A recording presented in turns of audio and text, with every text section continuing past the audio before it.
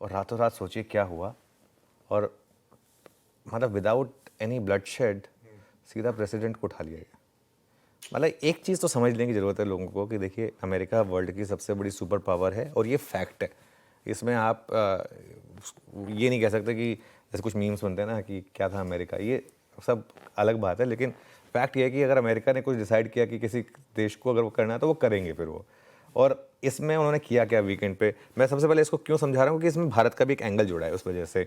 Weekend पर America ने Venezuela पर बड़ी स्ट्राइक की और उनके प्रेसिडेंट मादुरो और उनकी वाइफ को बंधक बना लिया और अमेरिका लेकर आ गए। ये जो आप पूरी की पूरी फुटेज देख रहे हैं वो उससे जस्ट पहले मादुरो ने कहा था, उन्होंने चैलेंज किया था कि अगर आप कर सकते हो तो करके दिखाओ। उन्होंने करके दिखा दिया कि ये लीजिए। अब आप इसमें सही है गलत है वो अलग बात है, जैसे कहते हैं जिसकी लाठी उसकी भैंस। अब ये फैक्ट है at the end of the day.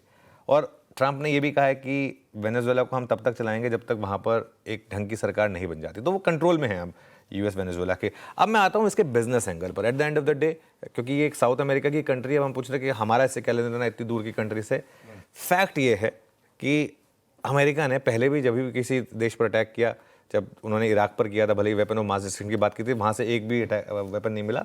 सारा का सारा मामला है तेल का। At the end of the day सारी की सारी लड़ाई की जड़ है तेल।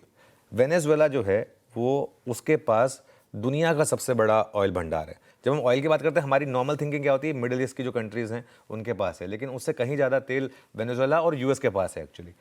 वेनेजुएला के पास वर्ल्ड के रिजर्व का 1/5 है और उसमें भी एक जो सबसे अच्छी क्वालिटी का क्रूड होता है ना, जो हैवी क्रूड होता है, वो वेनेजुएला के पास है। और ये जो हुआ है ना पूरा का पूरा, ये एक लॉन्ग टर्म के लिए आपको एक चीज़ बता के दे रहा है, क्रूड के प्राइसेस कहीं नहीं जाने वाले यहाँ से। जब हमने अपना करियर शुरुआत किया था तब भी हम मोर और लेस यहीं पर थे। आज की डेट में पूरी की पूरी बाकी सब कमोडिटीज़ कहाँ पहुँच गई, क्रूड अभी भी $60 पर ही पड़ा हुआ है, वहीं पर पड़ा हुआ है मोर और लेस। 2008 में आपका तो हम 140 तक गए थे, अभी हम 60 पर ही हैं बस। उस हिसाब से 17 साल हो गए।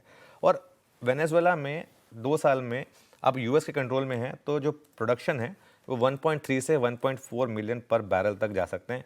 करंटली वेनेजुएला का जो ऑयल प्रोडक्शन है वो 1 मिलियन बैरल पर डे है। तो ऑब्वियसली अब उसको थोड़ा सा बढ़ाया जाएगा, जैसे वो डोनाल्ड ट्रंप कहते हैं ना ड्रिल बेबी ड्रिल, वो बेसिकली और ऑयल जो है अब वो मार्केट में आने वाला है। आज एक यूएन सिक्योरिटीज़ की एक इमरजेंसी मीटिंग भी है, मुझे नहीं लगता उसमें कुछ होने वाला है वैसे।